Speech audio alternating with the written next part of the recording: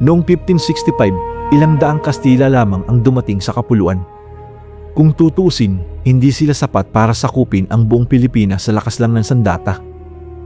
Ngunit sa loob lamang ng 6 na taon mula Cebu hanggang Maynila, naipundar nila ang kolonyal na kapangyarihan ng Espanya. Paano nila ito nagawa? Yan ang aalamin natin sa bidyong ito. Kaya kung mahilig ka sa mga kwentong kasaysayan, huwag kalimutang mag-like at mag-subscribe para updated ka tuwing may bago akong video.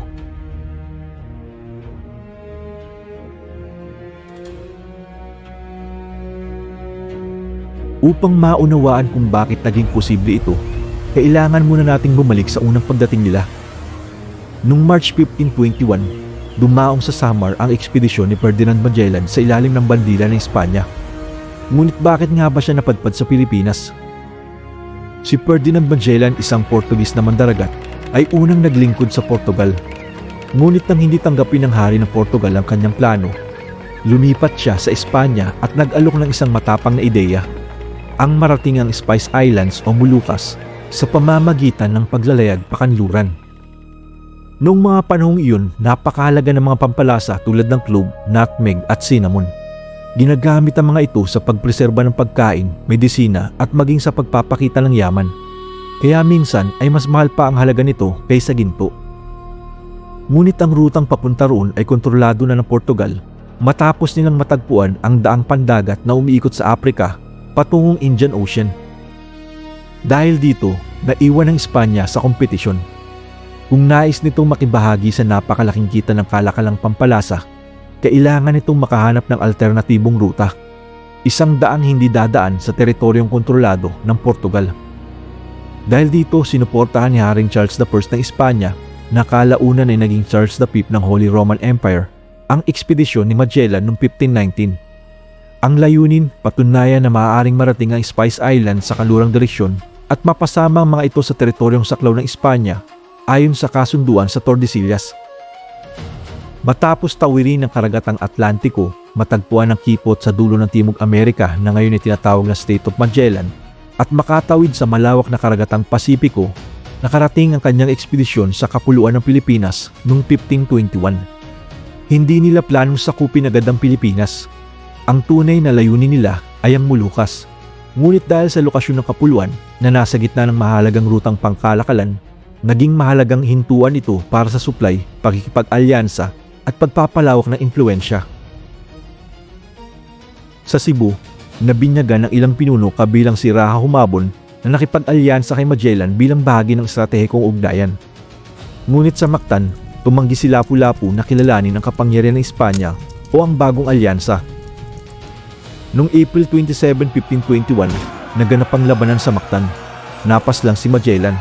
Sa unang pagtatangka, nabigo ang Espanya na sakupin ng kapuluan. Ngunit hindi ito ang katapusan.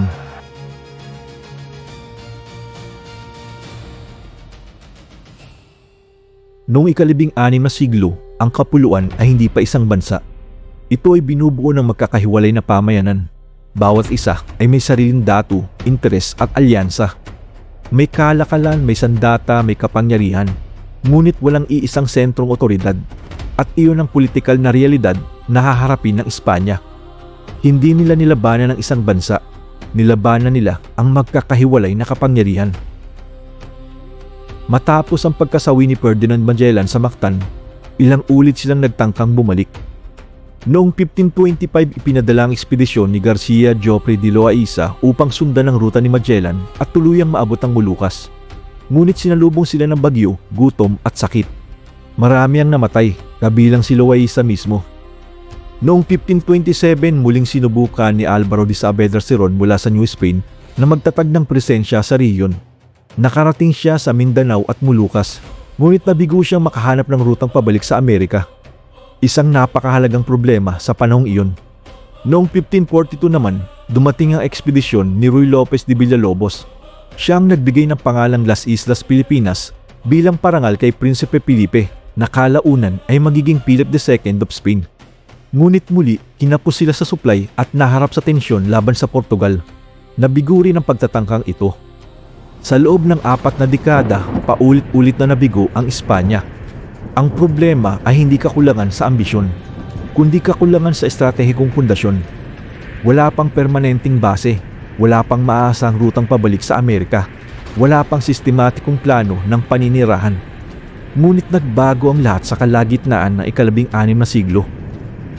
Lumakas ang Espanya dahil sa yaman mula sa mga kolonya nito sa Amerika, at sa ilalim ng pamumuno ni Philip II of Spain, nagpasya ang korona na hindi na ito magiging simpleng ekspedisyon na eksplorasyon.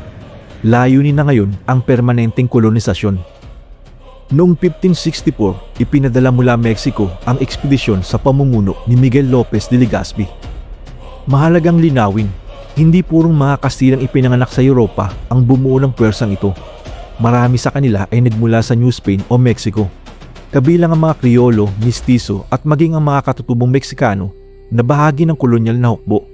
May mga mandaragat din mula sa iba't ibang bahagi ng imperyo. Sa madaling salita, ito ay isang multi-ethnikong pwersa sa ilalim ng bandila ng Espanya. Humigit kumulang 300 hanggang 400 ang kasama niya. Hindi lahat ay sundalo, may mga pari, opisyal at tripulante ng barko. Maliit ang bilang kung ihahambing sa populasyon ng kapuluan, ngunit may dala silang baril, kanyon at baluting bakal. Mas mahalaga pa rito, kasama nila si Andres de Urdaneta na nakatuklas ng tour na biyahe, ang rutang pabalik sa Mexico. Sa wakas, may tuloy-tuloy na koneksyon ang kolonya sa Amerika para sa supply at reinforcement. Ito ang malaking kaibahan sa mga naunang pagtatangka. Noong February 1565, narating nila ang Samar at noong April 27, dumaong sila sa Cebu. Sa ilalim ng pamumuno ni Raha Tupas, anak ni Raha Humabon, hindi agad nagtiwala ang mga taga Cebu. Nagkaroon ng sagupaan. Ayon sa mga tala, umatras ang mga taga Cebu at sinunog ang bahagi ng kanilang pamayanan upang hindi ito magamit ng mga mananakop. Sa gitna ng kaguluhan, natagpuan ng mga Kastila ang imahe ng Santo Niño na naiwan pa umano mula sa panahon ni Magellan. Ginamit nila ito bilang simbolo ng banal na basbas sa kanilang pagbabalik. Di nagtagal, nagkaroon ng negosasyon. Sa ilalim ng pressure ng armas at sitwasyon, pumayag si Tupas sa kasunduang kumikilala sa kapangyarihan ng hari ng Espanya kapalit ng proteksyon at pribilehiyo. Hindi ito simpleng pagsuko. Ito ay isang kasunduang politikal sa ilalim ng hindi pantay na lakas. Sa Cebu, itinayo ang Villa del Santísimo Nombre de Jesus, ang kauna-unahang permanenteng pamayan ng Kastila. Dito nagsimula ang simbahan, administrasyon at kalaunan ang Fort San Pedro bilang depensa. Mula rito nagsimula ang sistematikong pagpapalawak. Hindi nila agad sinalakay ang buong kapuluan sa isang malawakang digmaan. Ang estratehiya nila ay dahan-dahan at planado. Nakipag-alyansa sila sa ilang lokal na pinuno. Sinamantala ang umiiral na tunggalian sa pagitan ng mga pamayanan. Sa ilang kampanya may mga katutubong mandirigmang kumampi sa Espanya laban sa iba pang pamayanan. Ito ang prinsipyong kilala ngayon bilang divide and rule. Kalaunan dahil sa mga problema tulad ng problema sa pagkain, lumipat sila mula Cebu papuntang Panay.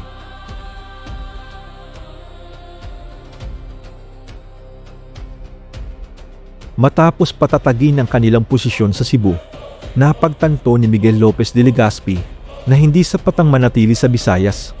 Kung nais talagang kontrolin ang kalakalan sa kapuluan, kailangan nilang puntiryahin ang pinakamahalagang daungan sa Hilaga, ang Maynila. Noong ika-16 na siglo, ang Maynila ay hindi simpleng pamayanan. Isa itong maunlad na sentrong pangkalakalan sa bunganga ng Ilog Pasig. May ugnayan ito sa mga mangangalakal mula China, Brunei at iba pang bahagi ng Timog Silangang Asya. May mga kuta, may sandata at may organisadong pamumuno sa ilalim ni Raha Sulaiman at Lakandula. Noong 1570, ipinadala ni Legazpi ang isang paunang ekspedisyon patungong Luzon sa pamumuno ni Martin de Goiti at ng batang konkistador na si Juan de Salcedo. Ang layunin ay makipag-ugnayan at kung maaari makipagkasundo. Sa simula, may pagtatangkang diplomasya. Nakipag-usap ang mga Kastila kay Lakandula ng Tondo. Ngunit hindi pareho ang pananaw ng lahat ng pinuno. Si Raha Sulaiman ng Maynila ay mas handang lumaban. Para sa kanya, ang pagdating ng mga Kastila ay banta sa kalayaan at sa umiiral na kaayusan. Hindi nagtagal nagkaroon ng sagupaan. Noong May 24, 1570, naganap ang unang labanan sa Maynila. Mas makabago ang mga sandata ng mga Kastila kaya natalo nila ang puwersa ni Sulaiman. Sinunog nila ang kahoy na kuta sa Maynila bago bumalik sa Panay upang ibalita kay Legazpi ang kanilang tagumpay. Noong 1571 bumalik sila. Ngayon ay kasama na si Legazpi mismo at mas organisado ang lakas. Hindi ito isang napakalaking hukbo kung ihahambing sa mga digmaan sa Europa, ngunit sapat upang magpakita ng seryosong intensyon. May mga Kastilang sundalo, may mga kanyon at may mga katutubong kakampi mula sa Visayas at iba pang lugar na nakipag-alyansa sa kanila. Muling nagkaroon ng labanan sa paligid ng Looc ng Maynila. Hinarap ng mga mandirigma ni Raja Sulaiman ang puwersa ng Espanya, ngunit nahirapan silang makipagsabayan sa kombinasyon ng teknolohiya at organisadong taktika.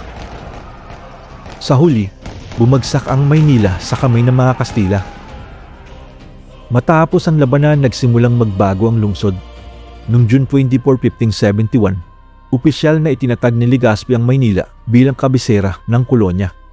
Dito nila itinayo ang napapadirang lungsod na tatawaging Intramuros, ang sentro ng pamahalaan, simbahan at militar. Ang pagbagsak ng Maynila ang tunay na nagpatibay sa kapangyarihan ng Espanya sa kapuluan. Kung ang Cebu ang unang hakbang, ang Maynila ang naging puso ng kolonyal na sistema. Mula rito, kinontrol ang kalakalan, ipinatupad ang buwis at pinalawak ang impluensya ng simbahan at pamahalaan. Sa pagbagsak ng Maynila, naging mas organisado at mas matatag ang kolonyal na pamumuno ng Espanya, isang pamumunong tatagal ng higit 3 siglo. Sa kasaysayan, hindi lamang mga barko at espada ang nagbago sa kapalaran ng kapuluan. Mas makapangyarihan minsan ang pagkakahati kaysa anumang sandata. Sa loob ng maraming siglo, paulit-ulit nating naririnig ang parehong aral. Kapag tayo nagkanya-kanya, mas madali tayong mapasunod. At marahil iyon ang pinakamabigat na pamana ng panahong iyon. Dahil makalipas ang daan-daang taon, tila dala pa rin natin ang mga sugat ng nakaraan. Hindi pa rin ganap ang pagkakaisa. Kanya-kanya pa rin ang tinig. Kanya-kanya pa rin ang direksyon. Ngunit ang kasaysayan ay hindi lamang paalala ng ating pagkakamali. Ito rin ay pagkakataon upang hindi na natin ito ulitin. Ang tanong ngayon ay hindi na kung paano tayo nasakop noon, kundi kung kailan tayo tunay na matututong magkaisa bilang iisang bayan.